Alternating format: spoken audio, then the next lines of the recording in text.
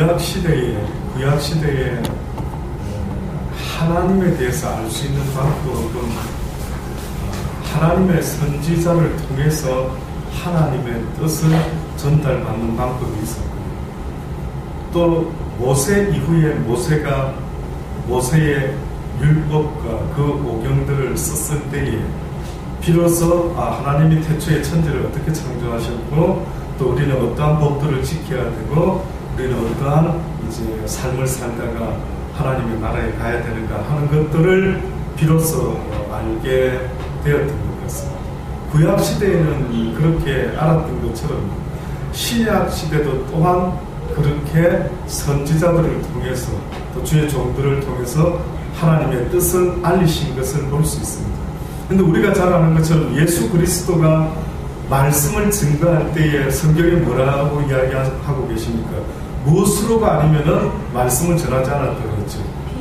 비유가 아니면은 말씀. 근데 그 비유라고 하는 뜻 속에는요, 어떻게 보면은 묵시라고 하는 구약의 용어와 같이 구약에서 언급되고 있는 표현들 중에 묵시라는 표현이 있습니다. 오늘 잠언서 기자가 제가 성경 오늘 잠언서 29장을 읽을 때 유독 저 개인적으로 눈에 이렇게 탁 띄는 단어가 있는데 눈에 띄는 그 단어가 바로 뭐냐면 18절에 있는 그 묵시라는 단어가 눈에 띄는 겁니다. 18절에 보니 묵시가 없으면 백성이 방자히 행하거니와 율법을 지키는 자는 복이 있느니라 라고 그렇게 이야기합니다. 이 구약에서 등장하는 묵시라는 이 단어의 뜻은 일반적으로 하나님께서 선지자를 통하여 계시를 내려 그의 뜻이나 그의 진리를 사람들에게 알게 해주는 말, 이것을 구약에서는 묵시다라고 그렇게 이야기를 합니다. 근데 오늘 뜻밖의 잠언서 기자는요, 두 가지로 방금 서두에 말씀드린 대로 묵시가 없으면 백성이 방자히 행하고 또 무엇을 지키면 율법을 지키는 자는 복이 있다. 한마디로 성경 구약과 신약을 통틀어서 어떻게 말할 수 있느냐 하면은 기록된 말씀이 있고 또한 선포되는 말씀이 있다라는 사실입니다.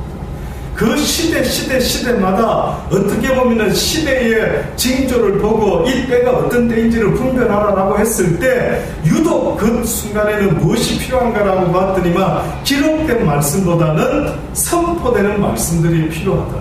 그래서 하나님은 두 가지 모습으로 우리에게 다가오시는데 그게 바로 기록된 하나님의 말씀과 매 순간 그 시대마다 하나님의 종들을 세워서 이 땅에 하나님이 지금 어느 때쯤 왔다라고 하는 것을 선포하는 묵시의 말씀들이 있다라고 성경에 말씀하고 있습니다.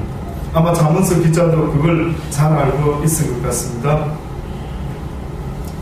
과연 하나님께서 묵시를 이스라엘 백성들에게 또 세상 사람들에게 이스라엘 백성들을 통해서 들려주는 이야기들이 뭐였을까? 여러분 생각해 보셨습니까? 도대체 구약에서는 특히 이스라엘 백성들에게 하나님께서 어떤 모범을 보이시고 또 묵시를 통해서 주로 무슨 말을 하셨을까? 상상 한번 해보십시오. 묵시를 통해서 주로 무슨 이야기를 하셨지? 가장 묵시의 대표적인 사람이 있다면 어떻게 보면 이사야라는 분이 있습니다. 이사야 1장의 말씀에 보면은 여기서는 어떤 단어를 사용하고 있느냐면 이사야 1장 1절에 보면은요, 유다왕 우시아와 요담과 아하스와 히스기야 시대의 아모스의 아들 이사야가 유다와 예루살렘에 대하여 본 무엇이라고요? 이상이다. 그러면 우리가 생각할 때 이상, 목사님 뭐 이상이 있고 환상이 있고 묵시가 있고 이거 도대체 성경 읽다 보면 이런 단어들이 나오는데 이게 무슨 의미가 있습니까? 굳이 나누어서 설명한다면 이상이라고 하는 것은 지금 이사야가 예루살렘에 대하여 본 이상이다 이렇게 말을 했을 때 어떠한 그림을 볼 수도 있겠지만요, 그의 머릿속에 하나님의 메시지가 들어왔던 것 같습니다. 글자여야 하는데, 하나님의 메시지가 글자여야 하는데 꼭 우리 요즘 시대는 좀 이해가 될 것 같아요. 우리 그림 파일 아십니까? 그림 파일. 문서 말고 그림 파일 무슨 차이가 있죠? 저도 처음에는 몰랐습니다. 처음에는 글자인데 왜 이것은 편집이 안 되지? 그래가지고 이건 도대체 왜 안 될까 고민했던 적이 있습니다. 왜 그런 줄 아십니까? 그림 파일은 통째로 그림 파일로 글자가 들어와 있기 때문에 편집이 안 됩니다. 근데 문서 파일은 그 문서를 열 수만 있으면 그 다음에 내가 편집을 할 수 있대요. 이 상이라고 하는 것이 저 개인적으로 깨닫기는 뜻밖에도 무슨 환상이나 그림이 들어오는 것 같은데 그림인 것 같을 수도 있는데 그 그림의 내용이 메시지가 들어가 있는 것, 이것이 어떻게 보면 지금 이사야가 본 이상을 지금부터 설명하는 것입니다. 어떻게 설명하는가 봤더니만 자 들어보십시오. 하늘이여 들으라, 땅이여 귀를 기울이라. 여호와께서 말씀하시기를 내가 자식을 양육하였거늘 그들이 나를 거역하였도다.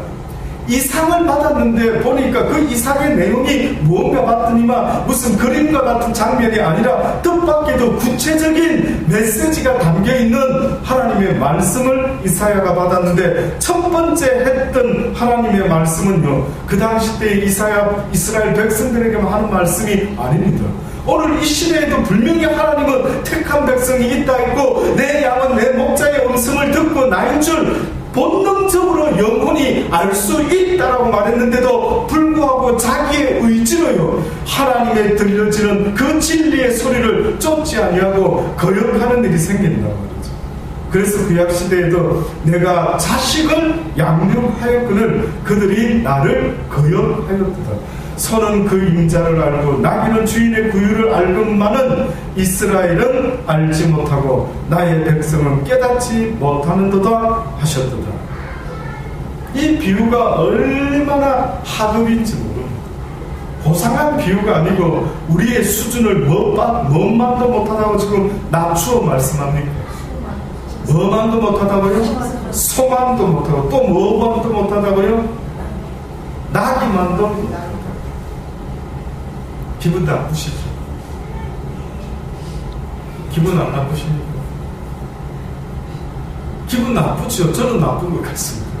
아니 그래도 그렇지 어떻게 나를 소와 나귀로 비유하시지? 기분이 썩 좋지는 않는데 무엇은 짐승만도 못하답니다. 지금 뭐가 짐승만도 못하냐면은 당연히 모든 짐승에게 있어서 아무리 말 못하는 짐승에게 있어서도 가장 본능에 충실한 아주 기본적인 기본기가 있는데, 기본되는 아주 그런 본능이 있는데 그것은 바로 소는 누구를 알아본다고요?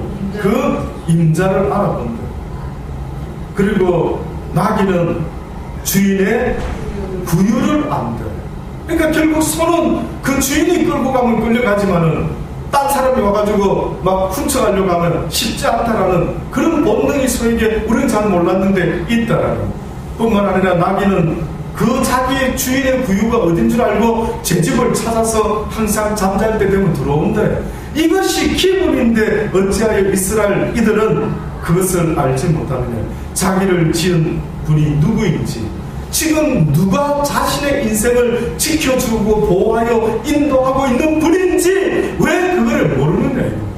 여러분 생각해보세요. 여러분이 만약에 누군가에게 속해 있는 자라고 한다면 여러분은 누구에게 속한 자 같습니까? 많은 것들이 소유하는 주인이 있는 것처럼요, 여러분이 만약에 옛날에 노예로 태어났다 합시다. 저와 여러분이 노예로 태어나가 지금 누군가 주인 손에 팔려갔단 말이에요. 그러면 내가 살아갈 수 있고 생명을 유지할 수 있는 유일한 길이 있다면 누구에게 딱 붙어 있어야 됩니까? 나를 사간 주인에게 딱 붙어 있어야 됩니다. 마찬가지로 지금 하나님이 너희의 주인은 나라는, 너희를 지은 자는 나다. 네 자신보다 내가 너를 더 잘한다. 네가 살고 죽는 것은 너에게 달려있는 것이 아니라 누구에게 달려있다? 나에게 달려있다.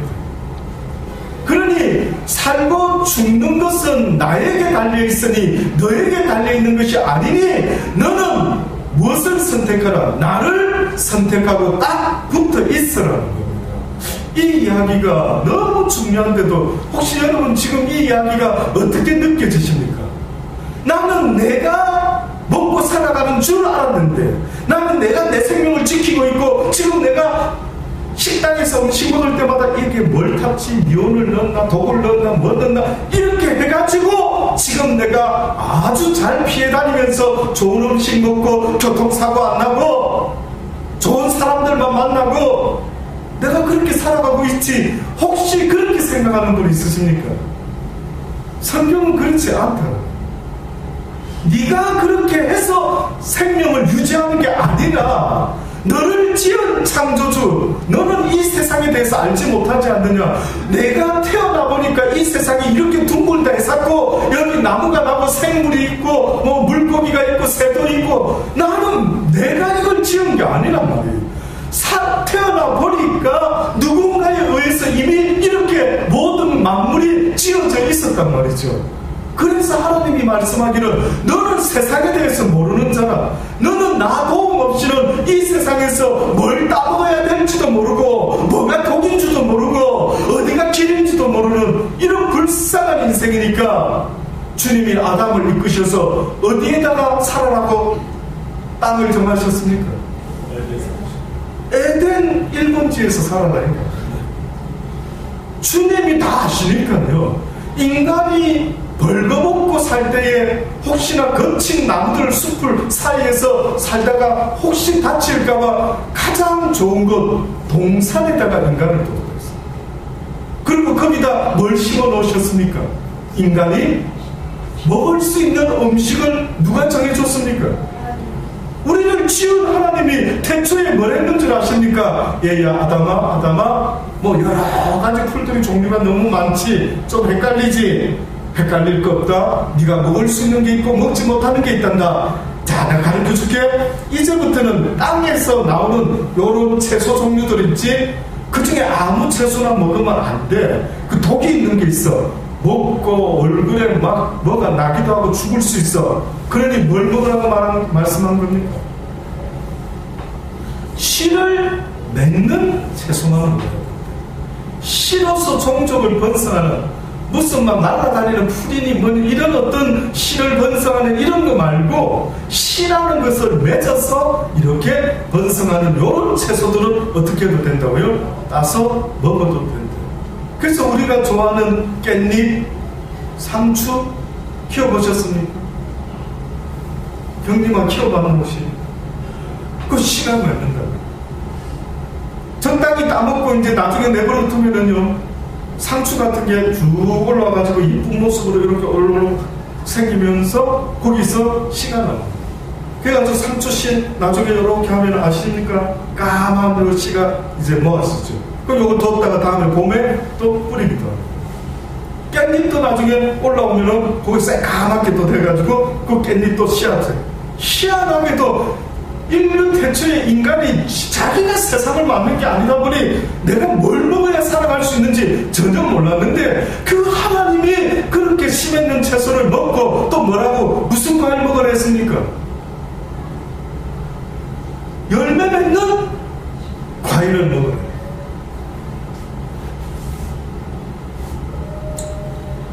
결국은 이 세상에서 내가 살아간다라고 할 때에 생명의 주권은 나에게 있는 것이 아니라 누구에게 붙어 있어야 살아간다고요? 그분에게, 하나님께 붙어. 결국 나의 선택은 그분을 선택하느냐 선택하지 않느냐에 따라서 내 인생이 살 수 있느냐 죽을 수밖에 없느냐가 있는 것처럼, 어느 날 하나님이 말씀하시기를, 너희의 육체도 내가 그렇게 알려준 것처럼 너희의 영혼도 내가 가르쳐준 대로 하지 못하면은 너희의 인생이 심히 공고하고 심히 지옥과 같고 너무 괴로워서 살아있으나 살아있는 것 같지 않는 너무나 고통스러운 인생을 살게 되니, 지금부터 내가 가르쳐주는 영적인 네 영혼을 위한 이야기를 잘 듣거라. 씨 맺는 채소나 과일은 어떻게 보면 무엇을 위한 거였습니까? 네? 육신을 위한 거죠. 육신을. 근데 하나님이 육신을 위한 것을 말씀만 한 게 아니라 그 다음에 무슨 영적인 말씀을 했는데, 인류 태초에 아담에게 하신 말씀 뭡니까? 아담아 네가 이 동산에 있는 모든 것들은 다 그렇게 먹어도 되는데, 내가 가르쳐준 대로 먹으면 되는데 딱 하나만은 먹지 말아라. 그게 뭐였다고요? 동산 중앙에 있는 선악을 나무만큼은 먹지 말아라. 먹는 날에는 정녕 죽으리라. 그렇게 이야기해요. 그러니 선악과를 따먹지 않고 나머지 모든 것을 행하며 살았다고 한다면 인류의 역사는 이렇게 괴롭지 않을 수도 있었는데,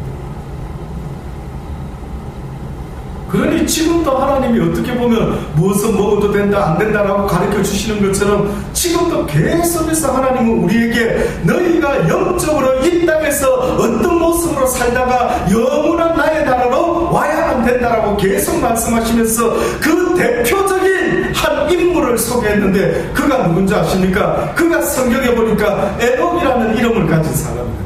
그가 이 땅에서부터 하나님과 그 말씀을 지키면서 살다가 보니까 죽음도 맛보지 아니하고 그가 영원한 하나님의 나라에 갔다라고 말했습니다. 이게 무슨 이야기지? 그가 영적인 진리의 말씀을 듣고 육적인 심있는 채소와 과일도 먹어가면서 살았던 그 사람이 어느 순간에 어떻게 되었는지 모르겠는데, 그가 어느 날 이 육적인 삶에서 영적인 삶으로 바로 옮겨가 버리는 거예요. 놀랍지 않습니까? 그래서 하나님은 이 땅에서 우리에게 가르쳐 주시려고 했던 것이, 어떻게 보면은 이제 너희가 이 땅에서 살아가는 것 한 가지 뭔가를 배우라는 것이, 그게 뭔가라고 보았더니만, 처음부터 하늘나라에서 태어났다고, 처음부터 부잣집에서 태어났다면 여러분 생각할 때 그것이 감사가 되겠습니까? 내 인생에 있어서 뭐 굴곡이 없다라고 할 때 어떤 면에서는 굴곡 있는 인생이 괴롭다지만, 만약에 어떤 사람처럼 태어날 때부터 돈 많은 집에 태어나서 돈 벌어본 적이 없이 살다가 그렇게 끝나는 인생에게 과연 부자여서 좋겠습니다 라고 했을 때 무슨 말이죠? 지금 나한테 무슨 말 합니까? 아무런 의미가 없어요.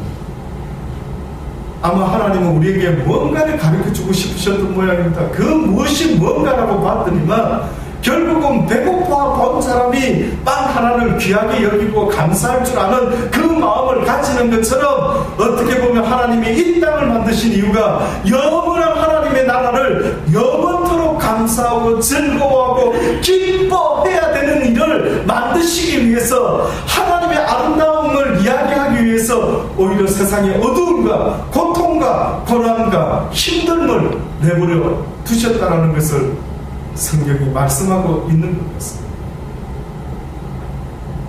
우리는 그렇게 원치 않는데, 눈물이 없는 세상, 아름다운 세상을 원하지만 이상하게도 이 땅에서만큼은 그것이 그렇게 되지 않는다라고 말했습니다. 그래서 성경에서는 하나님의 복을 받는 자도 무엇을 겸해서 받으라고요?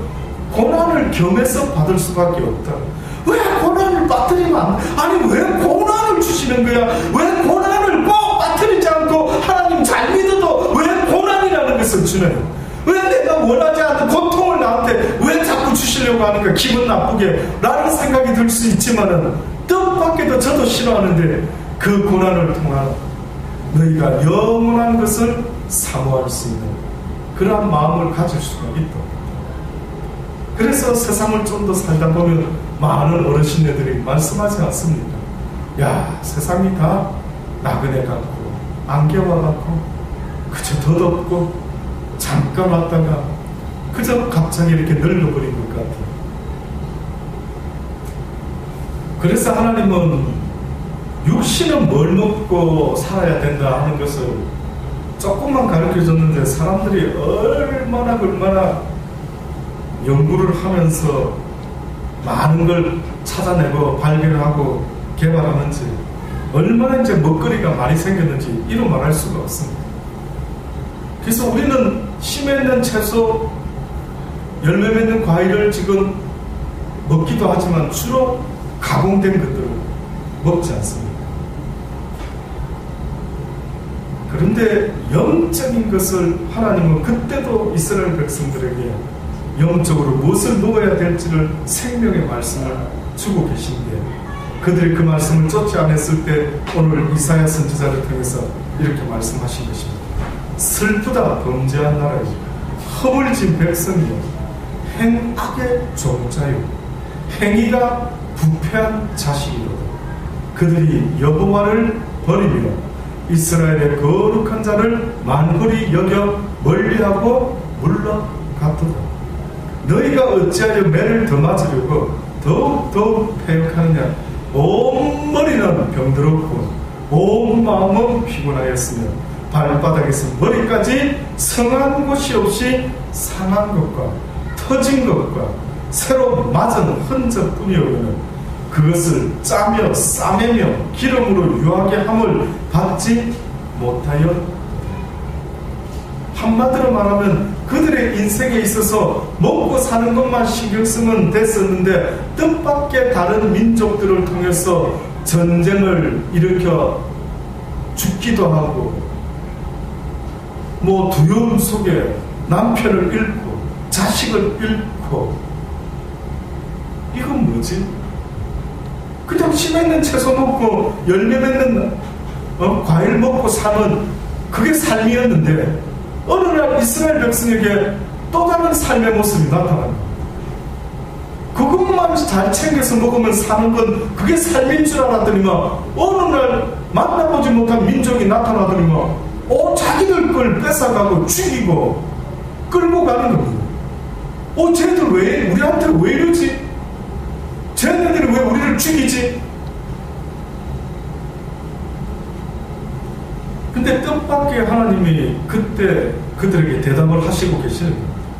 슬프다 범죄한 나라에 허물진 백성들, 내가 너희들에게 영적으로 이러해야 된다라고 그렇게 이야기했건만은 너희들이 나 여호와의 말을 쫓지 아니했다. 쉽게 말하면 당나귀 새끼가 주인이 이렇게 끄는 대로 갔었어야 되는데 만약에 그가 따라오지 않았다면 여러분 생각에 어떻게 끌고 가겠습니까? 몽둥이를 들었으라도 엉덩장을 때려서라도 그 나귀를 집까지 끌고 가지 않겠느냐.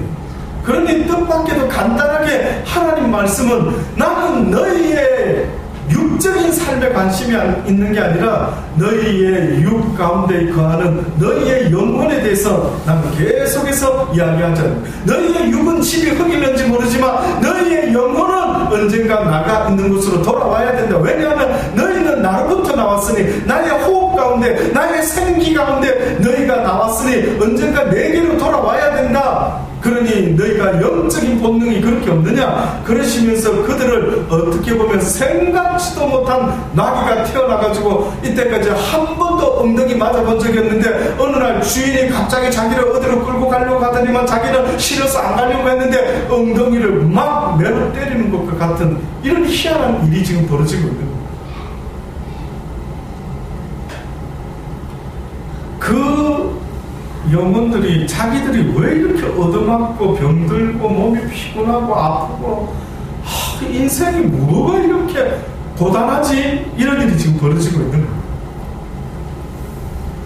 뿐만 아니라 너희의 육신의 양식도 너희 땅은 황무하였고 너희 성읍들은 불에 탔고 너희 토지는 너희 목전에 이방인에게 삼키었고 이방인에게 파괴됨과 같이 황무하였고 딸 시온은 포도원의 망대같이 원두밭의 상징과 같이 에워싸인 성읍같이 겨우 남았다. 만군의 여호와께서 우리를 위하여 조금 남겨두지 아니하였더라면 우리가 소돔 같고 고모라 같았어. 완전히 패망했었어요. 근데 하나님의 은혜로 말미암아 원두막같이 조그만한 그냥 한 부분 정도는 다 뺏어가지 않고 남겨두었다라고 이사야 1장에 아예 처음부터 뜻밖에도 이스라엘 백성들에게 너희가 선은 그 임자를 알고 나귀는 주인의 구유를 알건만 어찌하여 너희는 너희를 지은 하나님의 뜻을 알지 못하고 이렇게 슬픈 인생이 되고 말합니다. 또한 이러한 묵식 곧 하나님의 여호와의 말씀이라고 하면서 외쳤던 호세아 선지자라는 사람이 있습니다.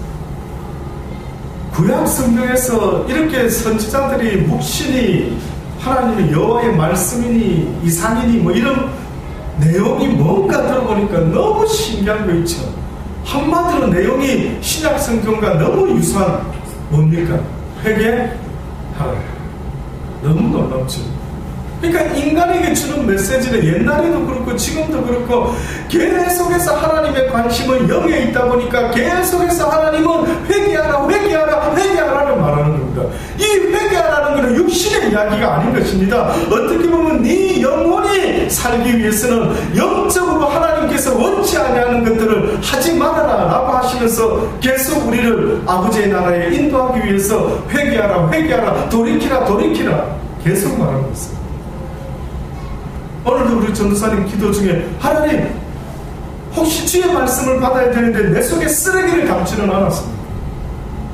깨끗하게 청소해놓고 손님을 기다리고 있어야 되는데 혹시 방 청소도 안 해놓고 혹시 어떤 손님을 맞으려고 하는 것처럼 내 심령은 지금 쓰레기같이 온갖 속상함으로 꽉 마당에 차있고 온갖 걱정과 근심으로 들어차 있는데 거기다 대고 한다는 말이 아멘 주 예수여 어서 오시옵소서 라고 할 때 과연 성령님이 들려주실 수만 있다면 좀 청소 좀 하지 이러시지 않게 좀 치우지 방 좀 치우고 있지 이 말과 똑같을 그러니 그런 이야기를 지금 하는데 호세아 4장 1절로부터 보면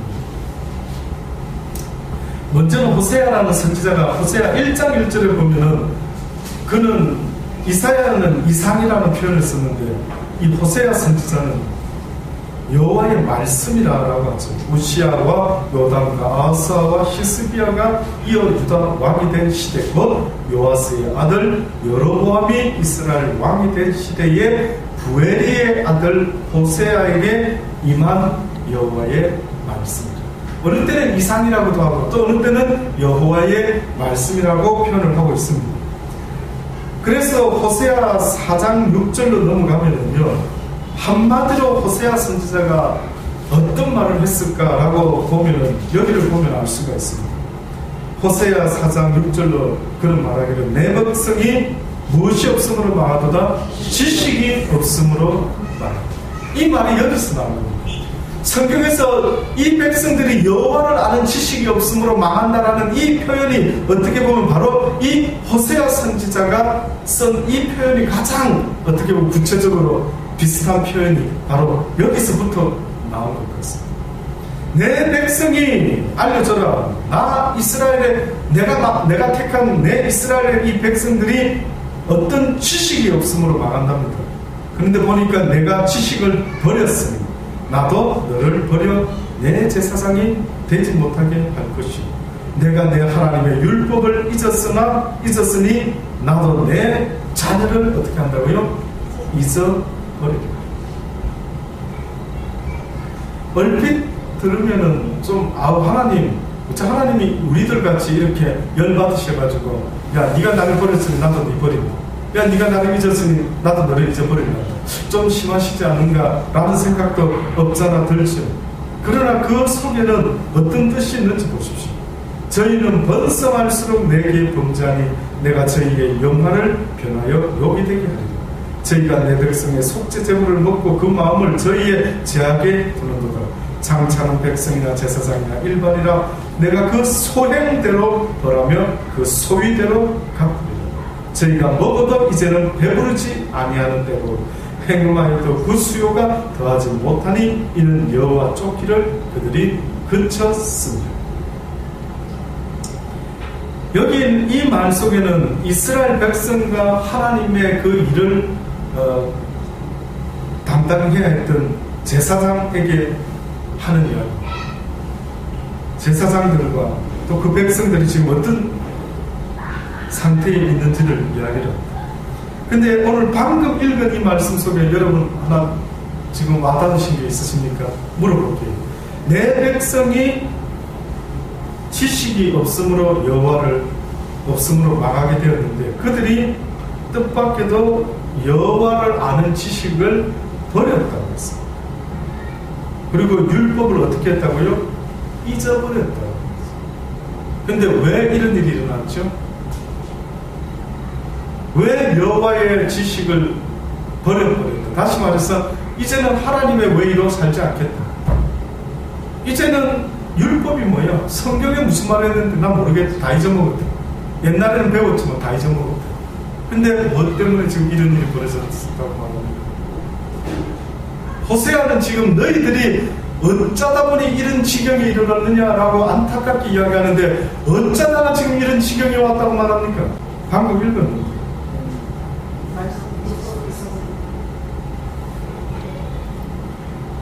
방금 호세아 4장 7절의 말씀을 보십시오.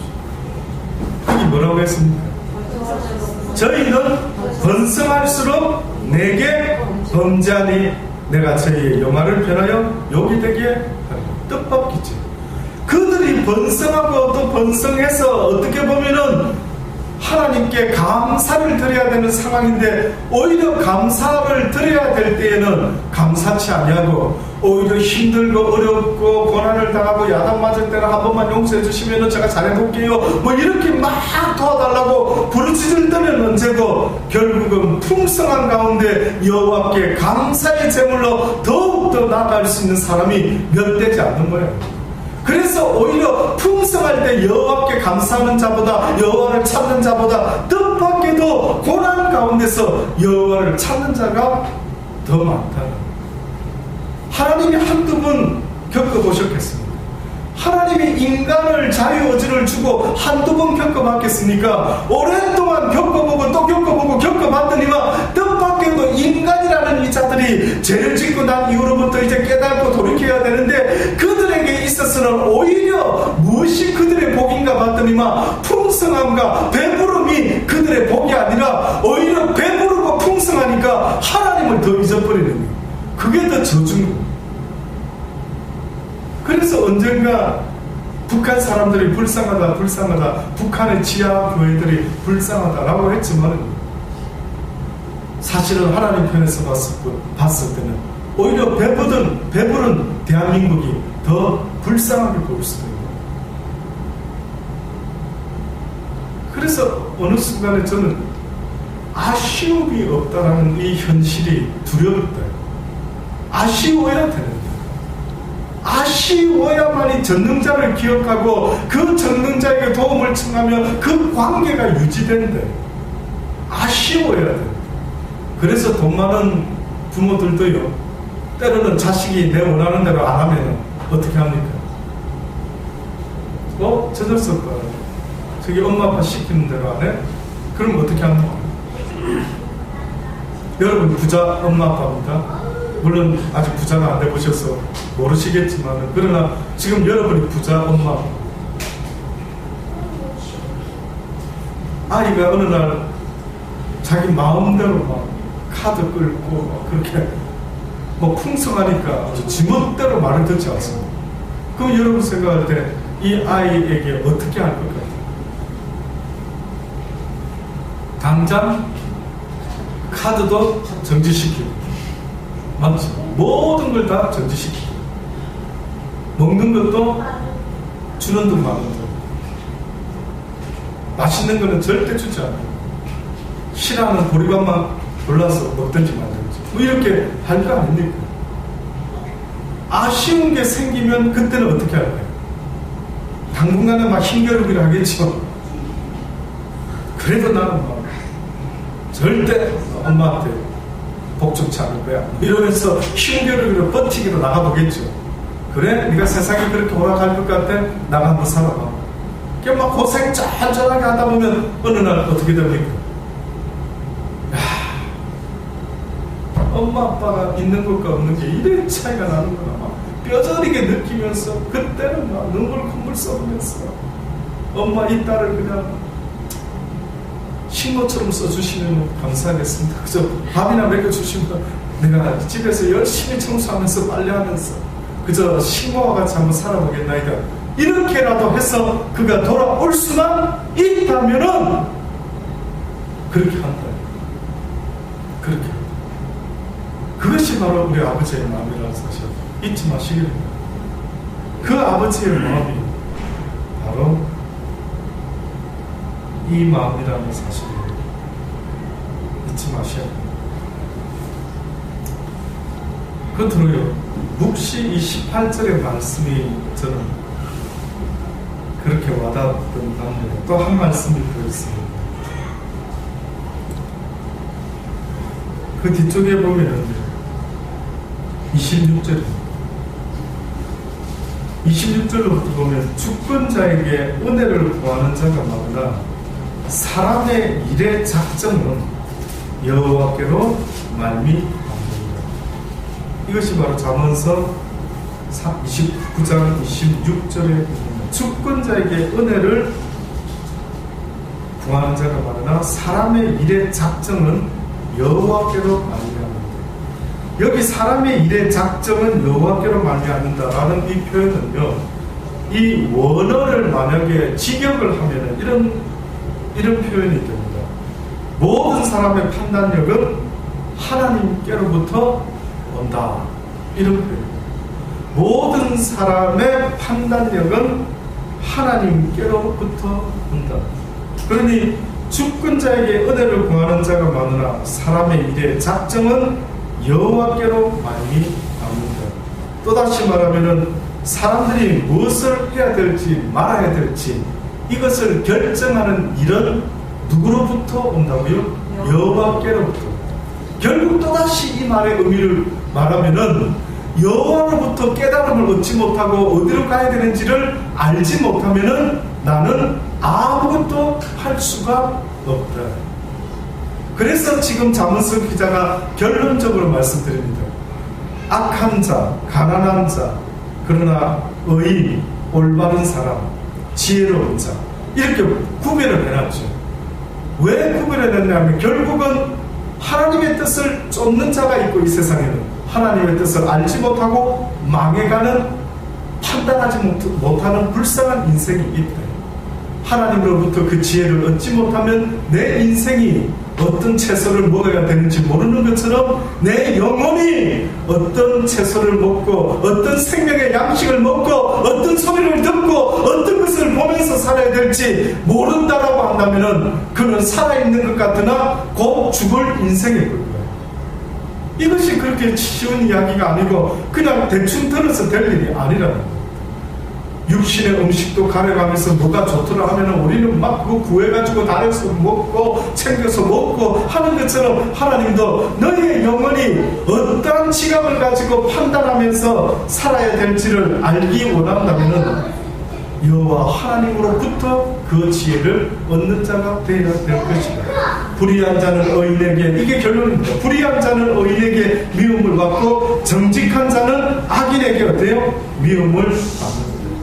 결국은 이 세상에 의인과 누가 있다고요? 악인이 있고, 한마디로 의인은 하나님으로부터 지혜를 가지고 지각을 가지고 판단을 가지고 그의 인도함을 쫓아가는 사람이 의인이요, 그 여호와를 아는 지식이 없는 무지한 사람은 이 땅에서 날마다 무엇을 먹을까 마실까 입을까 하며 그저 눈에 보이는 씨 맺는 채소나 쫓아다니고 열매 맺는 과일만 쫓아다니는 육신을 위하는 삶을 살지만 육이 아무리 배가 불러도 내 영혼을 채울 길이 없다라는 사실을 하나님은 엄하게 말합니다.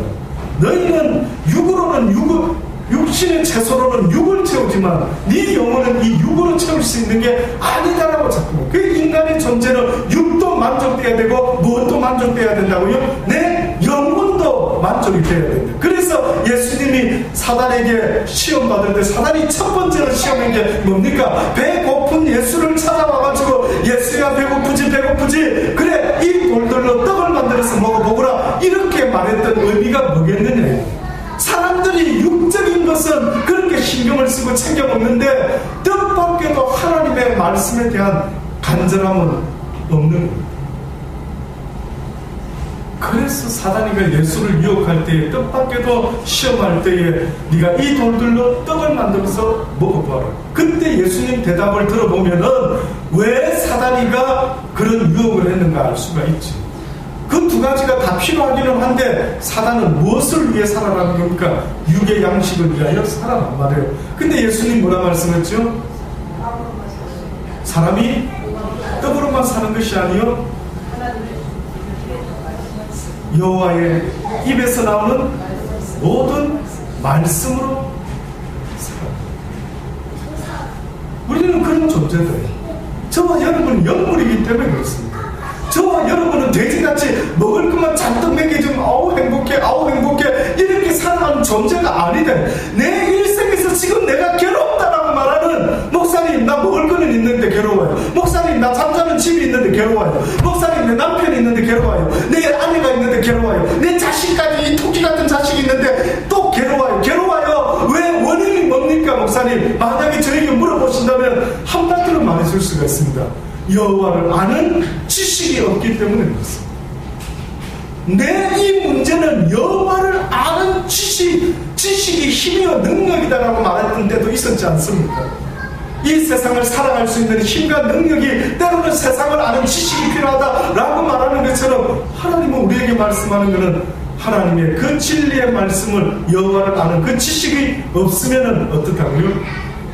떡으로만 살 수는 없다. 떡으로도 사람을 가는데 떡으로만으로는 살아갈 수 있는 존재가 아니다. 사랑하는 여러분, 오늘도 이렇게 사모하는 마음으로 나오신 여러분의 이 심령 속에 여호와의 말씀이 날마다 여러분의 삶의 환경은 바뀌지 않아도 여러분의 영혼에 날마다 기쁨과 즐거움 가운데 오직 여러분의 눈이 여호와를 향하여 그 시온의 대로만 바라보고 살아갈 수 있기를 바라는 것입니다. 세상에 여러 길이 있지만 그 모든 길 넘어 그 모든 길 위에 있는 유일한 하나의 길, 오직 시온을 향해서 뚫어져 있는 그 경부고속도로선이 아니라 시온까지 하나님이 계신 그 도성까지 영적으로 나와져 있는 길이 있답니다. 이 길을 날마다 바라보고 걸어가. 너희의 눈은 이 땅의 길을 찾지 말고 항상 그 길을 쳐다보면서 주변에서 누가 뭐라고 딴 길로 가자라고 어떤 소리를 하더라도 그저 그 길만을 바라보고 달려가는 것. 이것이 바로 의인이라는 사실을 잊지 마시고 하나님이 인정하시고 기뻐하시는, 그래서 여호와를 아는 일에 최선을 다하며 그 뜻을 쫓아 살아가는 여러분의 모습이 참으로 하나님을 기쁘게 하고 언젠가 그 나라에 도착했을 때 참으로 애썼다 여기까지 온다고 하나님의 그 칭찬과 하나님의 그 따뜻한 품 안에 안길 수 있는 그런 복된 날을 상상하면서 살아갈 수 있는 저와 여러분 되기를 간절히 주의 이름으로 축원합니다. 기도하시겠습니다. 좋으신 아버지 하나님 감사합니다. 많은 사람들이 있습니다만 그들에게 묵시가 없으므로 주의 경고의 말씀, 주님의 간절한 말씀이 그들에게 없음으로 말미암아 그들이 방자히 행하고 또한 율법을 지키지 않고 있다라고 말씀하시니 다시 한번 새겨 듣습니다. 아버지여 아버지여, 날마다 기록된 말씀들을 통하여 주의 기본적인 그 뜻을 배우게 하시고 뿐만 아니라 이 시대가 어떤 시대인지 날마다 선포되는 주의 메시지를 듣고 깨어있는 우리 모두가 되게 하여 주옵소서. 예수님의 이름으로 감사하며 기도드리고 나이다.